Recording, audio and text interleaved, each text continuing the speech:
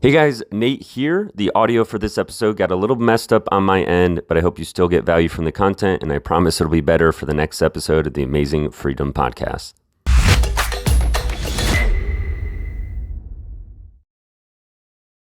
Hey, welcome back to the Amazing Freedom Podcast. My name is Nate Slamans, joined by Andy Slamans, and today we're going to be talking about how you can identify more products through working with a manufacturer, seeing what's already working well, so proven demand, and what we look for in long and short-term trends, and how we kind of pull all that together in our product research. So if you're just joining us on the show, make sure you go to amazingfreedom.com, sign up to become an Amazing Freedom Insider. We're really excited about the recent magazines that we've released. We had a really good piece on one of our business partners who runs the Amazon Seller Tribe, Gay Lisby, and how she built $1 million Amazon business after being a broke grandma at 55 is kind of how we titled that. And it's a really, inspiring story that shows that anybody at any age really can do some incredible things when it comes to Amazon. So that's a really good story. And I'm really excited for our month 4. We're going to bring back someone who's very familiar to the podcast, I think, in the past in the magazine. It will be a really good addition. And I know you've been loving the magazine. What else do you look forward to when you see that coming out each month? Yeah, so super exciting. Again, I don't think there's anyone in the Amazon seller space who are putting together a publication like we have over the last 3 months. And, getting back to Gay's story, so inspiring. Like you said, little older, has grandchildren, had to really kind of do a life change, going through a really tough breakup with her husband. And what I love the most about that story is she started, she would have to carry inventory into her basement. So they would, purchase the inventory, carry it in boxes down to the basement, prep it, carry it back up those basement stairs to then get it shipped out to UPS. So, to me, the grind and the grit, which continues today, we see it every single day in our group, the Amazon Seller Tribe, where you have just common, ordinary people, many who have worked for others their entire life, many teachers, many former law enforcement, and now they're selling on Amazon full time. And they're adding that grind and grit, just like Gay had, and building $1 million businesses. So that to me is super exciting. Hey, when I first started, I had to carry the boxes down the stairs and prep and pack and carry them back up. But I was still in college and 21 or 22, whatever my age was. So probably less to complain about than some others might have. I kind of made it work. So there's a recurring theme there, though. If you don't have a basement, you're prepping and packing when you're starting, you might not be doing it right. All right. So yeah, make sure you go become an insider. You'll get that as well as our weekly newsletter. We've been really trying to be intentional in the content we're putting out there. And if you have feedback on that, we'd also love to hear that both on the newsletter, the magazine, and the podcast here. If you have feedback, you could always reach out to us in the Insider Facebook group or to our email, wherever. We appreciate that. All right, Andy, today I want to talk about working with suppliers to really identify both new product opportunities. So for people who are really just going through their the niche that they want to explore, right? Which we recommend a lot, that you should really kind of identify. We've talked about this a couple weeks ago. Identify what you're good at. Identify maybe a hobby of yours or an expertise or an interest, and start just listing out all the things that a customer would need along the journey of that hobby. I think we talked about before, Andy, you were into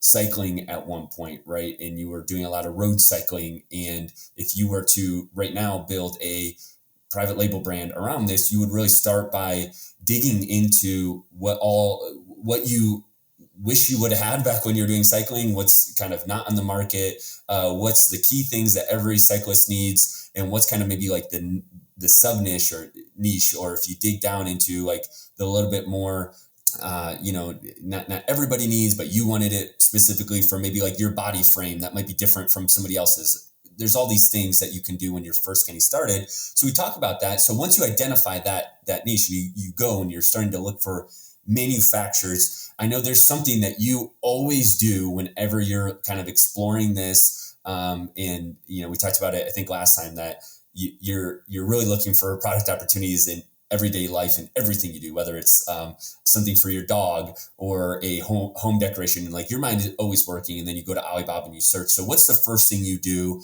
when you start talking to this manufacturer and you're looking at their lineup? Yep. And just to recap, this is the number one question we get every single day from listeners is, I'm interested in selling on Amazon, but I just don't know what product to sell. I'm interested in private labeling. I just don't know what product to sell. So that's one thing that we really want to do on this podcast is we want to expand your mind on what products are out there that you could potentially sell. And we're going to share with you everything that we've learned over the last 9 years building a $10 million a year brand right now on how we've been able to discover multiple products, and we continue to launch multiple products every month. One of the ways that we do it is what Nate just shared. We always ask our manufacturers what some of their top selling products are. So these are manufacturers that we're already working with, or they're manufacturers that we have our antennas out and are just searching and sourcing for new products. One of the very first questions when I'm on Alibaba and I'm making a contact and I start talking to a sales rep and I may be looking at a product, it may be a milk frother. If you look at those on Amazon, there are listings that sell millions of dollars, probably over $20 million a month of different listings that are these little milk frothers, right? So if I'm contacting a sales rep, one of the first things that I'm asking them is about the product that I'm seeking, but then I'm also doing a follow-up question and saying, hey, what are some of your top products that you export to the USA? Or another word, if you're speaking with a Chinese company, is hot product.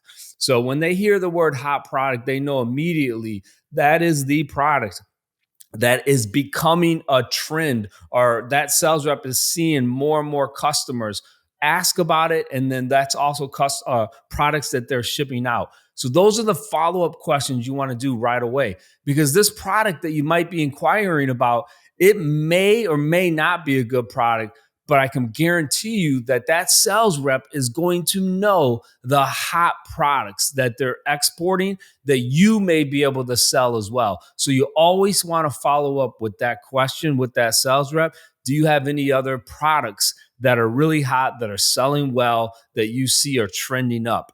That sales rep wants to make a sell. Ultimately, they're commission-based, right? So the more sales that they make, so they're going to be willing to help you kind of understand what they're doing as a factory. Always ask that. And then when you're working with a current supplier, you always want to ask them too, as you build a relationship, hey, help me understand what are some other really good products that you're seeing. Yeah, you mentioned milk frother. Sorry, I've been looking now on Amazon at milk frother since you brought that up here. Before we get into your point there, what do you think the top selling milk frother is doing right now according to Helium 10 revenue a month? Yeah, I mean, I would guess over 100,000. way more. I don't know what's going on with milk frothing at the moment. There's some crazy demand going on. The top one, which is actually the seller, is the guy that you had on the mastermind recently. I don't know if I think he throws his brand out there, so I don't think it's a secret, but he's doing 1.2 million a month on the top ASIN right now. Pretty wild. That's crazy. And then he's got a completely separate listing doing 800,000 a month. So the one. Now there's a ton of colors and variations on each one, which there's probably something for us to dive into maybe in a future podcast. I'm looking at one of his, and he's got, it looks like 30 or so variations on the one listing, and it's doing 800,000 a month. So I bet those listings are probably 3 years, maybe a little over 3 years old. I'm looking, and yeah, this one I'm looking at was in 2020 at launch. So, not even 2 years old, this one. And yeah, there's an amazing amount of variation, so much to manage there, but the listings are great. If you want to look at some great listings, look at these milk frothers and say, like, set the bar for yourself when it comes to that. Okay. So side note, yeah, everybody look at milk frothers. Maybe not a product for you, but you can see the power of Amazon, $2 million a month, one brand. probably more than that even. And with milk frothers, a 20 something $million a year brand, just with that one product, right? The power of Amazon. So you're going to the supplier, you're asking them for their best sellers, and what's, that's one of the first questions you ask once you kind of look at the first product that you're looking at. And so just walk me through, like, what's your mindset around, like, exactly why you're doing that. And you already mentioned that they kind of know the hot products that are selling, but you started with one product. So why are you interested potentially in this different product? And what's kind of your research process then? Like, if you came in with a milk frother, intention to sell that, but then the supplier says, yeah, this is one of our better sellers, but here's another best-selling product. What are you doing at that point when they do give you those other product ideas to look at? Yeah. So what you're really doing is you're utilizing their expertise, and you're trying to, just like what we do on Amazon, we don't want to bring a product that doesn't have demand. You can bring, great products on Amazon, but if Amazon customers are not searching for those, you're not going to get any sales. You're going to end up with dead inventory. By utilizing the expertise of that sales rep, you're using her experience and what she sees or what he sees on a daily basis. And so that knowledge then really becomes power in helping you identify potential products. So you're not just, shooting in the dark. Like, if she is telling you, like, hey, look, and a lot of times another follow-up question, now this is the real secret sauce, is, hey, do you sell to any folks that sell on Amazon? Can you share with me what their brand name is? Right. And a lot of times the sales reps will share with you. And so if they share with you, like, say it's a milk frother again, and they say, yeah, we sell to this brand, you then can look at that brand on Amazon and you can kind of see what quality they have. So now you've kind of hit two birds with one stone. You've been able to identify another potential product, but then by them sharing with you the brand that they sell to, and I know a lot of folks may be like, yeah, man, do people really do that? Yeah, the sales rep will do that from time to time. Now you've been able to find a product and a manufacturer, if the reviews are good, who are going to produce for you a good product. Now, if you go to that listing page and the reviews are like 2.5 stars and it's all based on poor product quality, then that tells you, hey, I don't want to bring this product in from this manufacturer because they can't produce quality product. One caution note there, though, Andy, remember a couple of years ago in one of our brands, we were doing this type of search, asking these questions. And occasionally you will have a supplier who says, oh yeah, I make this product, right? I make this brand, this product.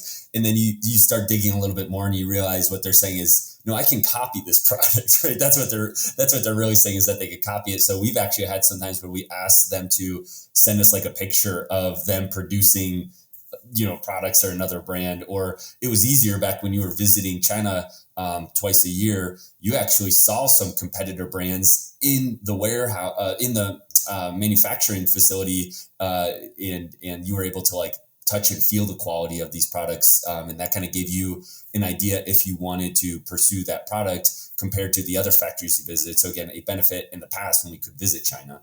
But that's a great point. Always ask that sales rep, hey, and even better than a picture is a video. Yeah. Hey, can you take a video then, of your manufacturing process, or, let me see the brand that you're making for. Can I see their outside packaging, their or the quality assurance, right? Like, if you're worried about it just being like a spying type thing, you could be like, hey, I need to see your quality assurance process. Can you show me how you do your quality assurance with this other brand? Yep. Yeah, that's great. Those are great tips. Yeah. One other note on this supplier asking for the products. We found a supplier early last year. We've talked about on the show how this supplier really opened up kind of a whole new niche for us. And we essentially found them just by doing a Google search and finding the supplier. And then we had like a specific product in line that we already thought was going to be a good complementary product to our existing lineup.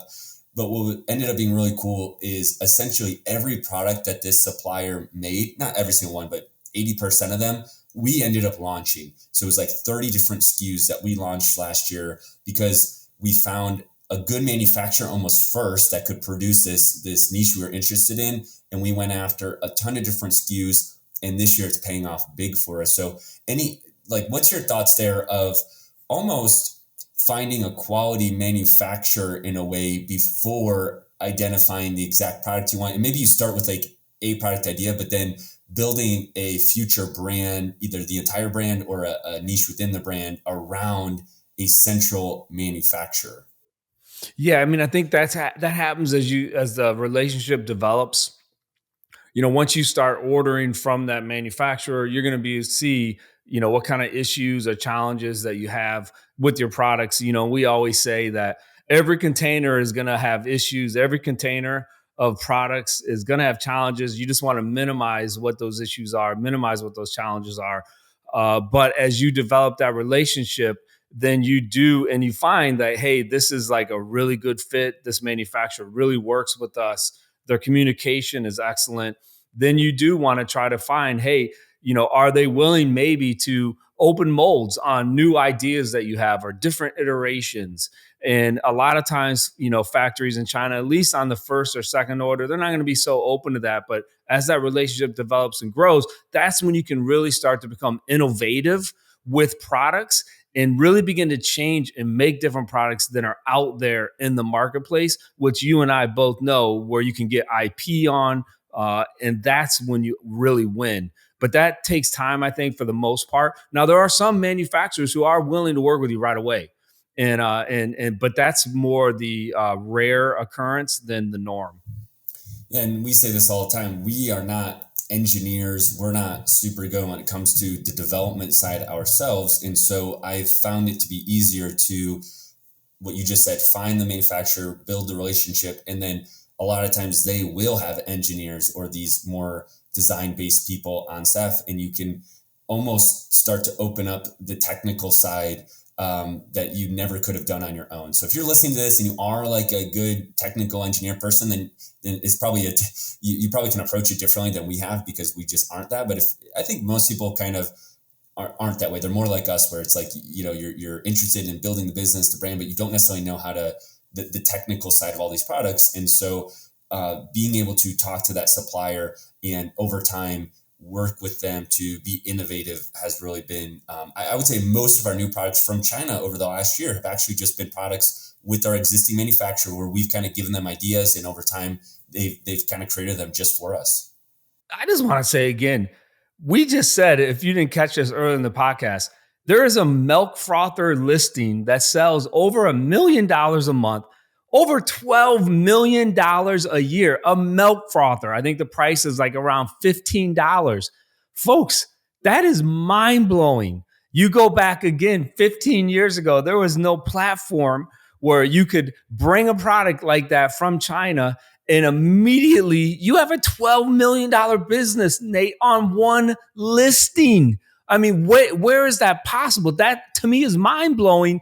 And all they did is they created a great listing, great images, but that product they don't have any IP or patent on it, right? Like anybody can sell that. But where they won is 2 years ago in 2020, they created and put that on Amazon, and now they have a $12 million business with one listing. That to me is mind blowing.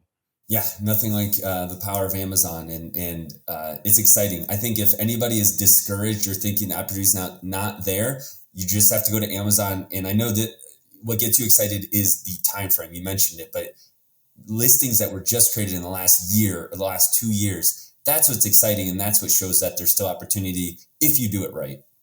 We had a couple questions come in recently, emailed to us, people just asking, specific ways that we would handle stuff. And I wanted to hit them real quick. I thought they were good questions, and they go along with this topic in some ways. So one was, you've done all this stuff. You've talked to the supplier. You've gotten your products in. Number one, at what point do you give up on a product? You've done the work. You've worked with them. You've invested this time in the research, the development. When do you give up? And closely related, when do you double down on that product? So we've definitely experienced both of those scenarios over the past 8-9 years on a variety of products. When do you give up and when do you double down? So when I hear that question, I think of two different scenarios. One is when you bring a product into the Amazon catalog, you've done your research, you think that this is going to be a decent product, but then as you get it in there, you realize, oh man, there's a lot of competition that I missed. In my research, I thought that this was a niche that really wasn't that saturated or product. But then you get it in the catalog, and for whatever reason, you start seeing all these other sellers who are in there who are then going to compete with you when it comes to PPC and when it comes to trying to rank organically. And so that first shipment, again, with whatever units that is, if that's 200 or 250 units, you may realize on that first order, you know what, I miscalculated. I didn't realize the amount of competition and the amount of PPC spend that's going to take to really get this product launched and get it going, right? And so on those type of scenarios, and we've had those on different products where we kind of miscalculated the amount of spend we were going to have to do to really get that rank. Well, then, you just say, you know what, this is the first order. We've now seen the data. We see this other information. We're not going to place a second order, right? So those ones are kind of easy. They're a little painful, but again, for the most part, you drop your price, break even, maybe use a little bit, but you just realize other things in that niche. You discover other things when you get that product live. The second scenario is a little tougher, and that's when you bring a product in and the product starts doing well and it starts ranking organically, and you begin selling it, and the margin is there, and you're doing well. It's on that first page of search, but for whatever reason, it may be the supplier starts to raise the prices for raw materials, or you may see other competition starting to come in who are bidding for those search terms. So your PPC costs are beginning to go up. So a product now that I've been selling for a year and a half, the margin is suddenly starting to get squeezed on. And so those are a little tougher internally as a team. We have to say, hey, look, kind of is the juice worth the squeeze? If we start to give more money to it, or with ads, is it going to get to that level again where it could be profitable? Or are we just seeing overall in this niche, you know what, we probably think it's time just to back away. It's going to be a better use of our resources to chase after other niches and other products. So that one to me is a little tougher. I don't know what your thoughts are on those two scenarios, Nate. Yeah, that was well said. I think there's a third scenario, maybe. Well, you were saying like you launch and you realize it's just not worth it. That was the first. The second one is like it's a good product, but then it has that slow death over time. That makes sense. What about the scenario where you bring in a product though, and it's not the competition of the PPC, but it's the quality? We've had that a lot in the last 2 years, right? Where we brought in a product that's probably a good idea, but the manufacturing, like the reviews just ended up being pretty poor in the first couple run. And it's almost like we knew it probably could be a good product, but then you have to ask yourself at that point, do I want to invest the time, energy, resources in developing this better quality product that would be needed? That's been a real struggle. We've had that a couple of times and we've just basically given up because we're like, we could make this work, but we don't know if it'll be worth the investment in time and energy. For someone else, it probably would be maybe, but just because we already have a lot going on. So that's been a tough one. I'm thinking of one product, and you'll probably know exactly what it is, it was one of our earlier products on our brand. It was a really good product. We still have people to this day call us about it and ask us if we're going to be bringing more. But we decided to discontinue it for the reason you said, where the supplier raised our price on the product by a lot. It was like $20. It was originally $80 and they 80 cost, and they raised it to like over 100. And then this was kind of when we were first importing this, the first time we imported it, there was no tariffs, and then the tariffs hit, right? So now you have this raised $20 price, and then you add in another 20 something dollars in tariffs at this point. And we basically said, we don't think customers will be willing to pay this extra, what would have ended up being like $100+ people would have had to pay to make the margins work. We don't think it. Now in hindsight, they probably would have, and maybe we should have done it, but we just had a lot going on. So we kind of gave it up. That part, I think, describes, something we've been through. And I will say one reason we gave it up, though, easier than maybe we should have, is because it was outside of our core category lineup, right? We kind of have a niche that our brand is around. We really want to try to target a certain customer. And this product, although it was a good product, was essentially in a completely different category than the rest of our products. So if you find that where you're kind of branching out beyond, you've kind of settled in on what your brand, the target customers for your brand, what your brand's going to stand for, who your audience is, you're really trying to build up some external traffic or audience, maybe through social around this certain brand. And then you have some other products that don't fit in that lineup. That might be an easier decision for you to kill that product off in that scenario, Andrew, you were saying, where it's kind of slowly declining, because you're like, hey, this is a decent product, but not only is the margins maybe thinner, the costs are going up, but it's outside of my brand's core focus. So I think that's something to consider and maybe make that decision a little bit easier for you. Okay, so I think that covers that well. Or, there's probably more questions we could get and send them in if you have some, more questions around that. When do you double down? I think this is the easier and more fun topic, right? But when do you get super excited, Andy, where you see, like, what are the signals within the first 30 to 60 to 90 days or whatever you want to pick, where you're like, oh man, this is we found a winner and let's double down. What are you looking for? Yeah, so I'll give a real good example. It's a brand that I sold early last year in 2021, and it was a cloth diaper baby brand. So a trend was coming up in the early 2012, 13, 14, where moms were actually turning away from plastic diapers, and it's still an ongoing trend. And because they want a more organic, we all know like the potential harm, right, from studies that are coming out about plastics. So I was selling cloth diapers and they were doing really well. And this actually kind of segues good with the first question, when you give up on a product. So my first product, they were cloth diapers that parents would buy. I would sell them in packs of 6.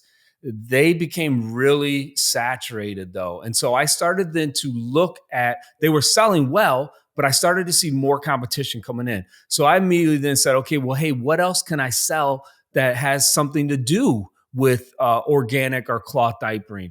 And so then I discovered that there are these inserts that you have to put in the cloth diapers. And there weren't a lot of sellers on Amazon that sold just those inserts. And so as my cloth diapers, the margin was starting to get squeezed, I then started selling the inserts that go in the cloth diapers. Because there were less sellers there, those margins were a lot better. And so, as one product was slowly dying, which were my cloth diapers, I then went all in and I was the number one seller of cloth diaper inserts. And when I saw the demand for that, I immediately started to say, well, hey, what else can I do around this niche? And so I brought in various colors. I brought in various material types. I then also looked at doing some bamboo nursing pads. So a lot of my inserts were made out of bamboo. So I said, well, what else goes with a mother having a baby? Well, they nurse. So I started to find products around that. And that's really how I began to build the brand. So, I looked at the one and I said, hey, look, that's going to have too much competition. But then I niched down and I said, I want to be the number one seller, right, of these inserts. And that's kind of what happened. So once you see that, once you see the opportunity, like you said, then you kind of go all in. Did you use the same supplier for most of those, or did you have multiple in this brand? Yeah, so I use the same supplier for all of these products. And so kind of going back to our original point, once you find that supplier and you build that relationship, you can really start to expand in their lineup of what they have, or give them some ideas. And because they're already producing one product, they likely could easily do something else in that space. So I think that ties back to that original point really well. Yeah. And you mentioned something else, like the trend, right? So just to tie this all up, as you're looking for product research, I really think most people should spend a couple extra minutes more looking at kind of the 1 to 3 year trends from a 30,000 foot macro level of what's happening in a niche. Is this a space that's likely to be having higher demand in 1 to 3 years or lower? And you can use things like Google Trends to look at past data, but that's not going to tell you future results, right? So you have to do a little bit of your own brainstorming around some reasons why a certain space would be more popular in the future or less. And it's obviously an estimate, but they're probably at times in the Early 2000s, if you worked, if you invested in newspaper related stuff, you probably could say that, hey, it's likely that newspapers will be less popular in 3 to 5 years than more popular, right? And I've heard stories of people saying they didn't understand why their margins were getting squeezed and, why the demand was going down, where if they just kind of looked a little bit out further, they would say, well, obviously this entire category is just on the decline. There's only so much PPC spend or marketing or brand building I can do to fuel it versus catching the kind of upswing of a trend over. And I'm not What are talking some about examples just recently that you would think? recently would be obviously there's so much that went on in COVID with the world, right? Where it permanently kind of changed the landscape of working from home, for example, right? So while there might have been some short-term trends in maybe office products or home office products, like in 2020, there probably was a spike that wasn't sustainable. And so I think we've seen that kind of come down, maybe crashing down a little bit, but definitely not all the way to the level it was at in 2019. Forever, I think people are going to be working at home more than they used to. And so I think that's a space where it's relatively safe to say, hey, demand in 2025 is likely going to be more than today even, and more than it was in for sure 2019. Like it's not going to go lower than that. And then there's some other things, just like political climates. You could kind of look a little bit where it's like, well, people are more worried about this. Back a couple of years ago, when you looked at the whole, I still see around the country in places like Trump stores and stuff, right? Where people have started these retail stores around this, right? That's kind of a short-term lived thing, but sometimes you can look a little bit ahead and say, well, what's going to happen over the next 2 to 3 years in this space? And can I build a good brand around it? Now it's different, I think, than like a 1 month trend. When you look at something like classic examples in the past, like fidget spinners, or I'm trying to draw a blank up. There's solar glasses when there's like a once in a lifetime solar eclipse. So these are like one-time events. Talking less about that, I think that's hard. That's not really the business model we look at. I'm looking at 1 to 3 to 5 year trends where my brand could kind of get started now and peak in 3 to 5 years, which is a lot of times a really good time to potentially sell your brand or exit, which I know a lot of people in our space is interested in. So that's what I'm looking at. Does that make sense? Yeah, good. Yeah, no, that's good stuff. I think again, you just always want to kind of have your antennas out and see what's happening, where you see the direction. You don't have to be like a futurist, where you can predict, but there are general trends that you need to become good at identifying. And when you get in your niche, you become even better at it because you see kind of what's happening in that space because that's where your head's at.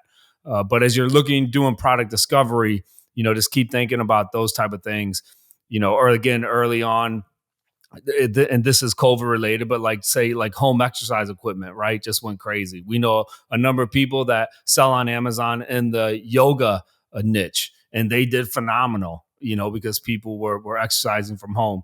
And, will that continue? Not sure, but probably more than what it did in the past.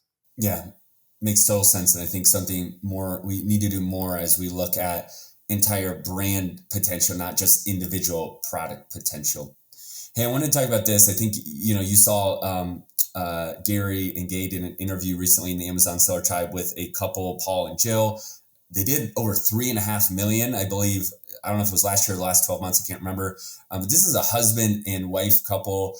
And I mean, they're doing arbitrage, 3.5 million, growing consistently. Just wanted to maybe, speak to this because I know you get pretty passionate about this in a good way. The ability of an Amazon company to be run like as a family business for a lot of people, right? Yeah, so this was a couple. They were both teachers at small private schools, not earning a very large salary, but they didn't do it for the money. They did it for the mission. But they were kind of getting along in life, midlife. And, I think they both realized like, hey, look, we're going to be working for the rest of our life. Or is there something else that we could do that we could build potential wealth that we will eventually be able to retire? And so that's when they started selling on Amazon. And so I believe one of them left teaching first. And then as their Amazon business grew, the second one left. And now they just have an amazing at-home business as third-party Amazon sellers, something that you and I talk about and are very passionate about that the best way to build a business, we think, with the lowest and limited amount of capital is by becoming a third party seller on Amazon, just like Paul and Jill have done. And it doesn't take, like, you don't have to be, a genius. Thankfully, Amazon has created such a great ecosystem.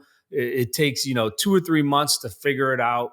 But once you're able to figure out how to send those products in the Amazon FBA, just like it did with Paul and Jill, it really becomes addicting because you realize then the scalability is there. And so Paul and Jill now have done it for 3 years, I believe, full time, scaled to 3.5 million, and they're going to continue to go up. So that's exciting. We have another friend of ours, right? A big private label seller, just sold his brand recently, was at 10 million. He was like a church camp director before he sold on Amazon, right? So just the similar path of working in kind of a traditional job that didn't have like a lot of career growth. And usually that's not the goal of these people anyways, but just to go from that to the power of Amazon and then also be making, what is, a life-changing amount of money, right? And that is not in the sector of what most people would think is possible for a career path of these people is pretty amazing. And obviously your story, you worked as a social worker essentially for 15 years, right? Is really, I guess, along those same routes. I kind of got into Amazon early in my career, so I don't think of myself that way, but you did a complete career switch to go to entrepreneurship kind of later. And so again, just seeing that any stage of life you can do this, tying back to our original story of Gay, where we started with the show with, it's really cool to see that. Yep. And we see it every day, right? We see 19, 20-year-olds all the way up to 65, 70-year-olds who are just starting and just really doing amazing things on Amazon. Yeah, I wanted to tell you this because I don't know if you actually saw this come through this AMZ Pro report. I know you look at these sometimes, but I don't know if you caught this one.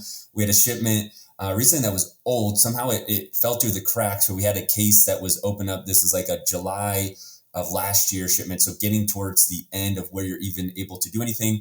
But we had a case open up, and it's kind of been in a pending status since January, so it's been several months where we didn't get the right document.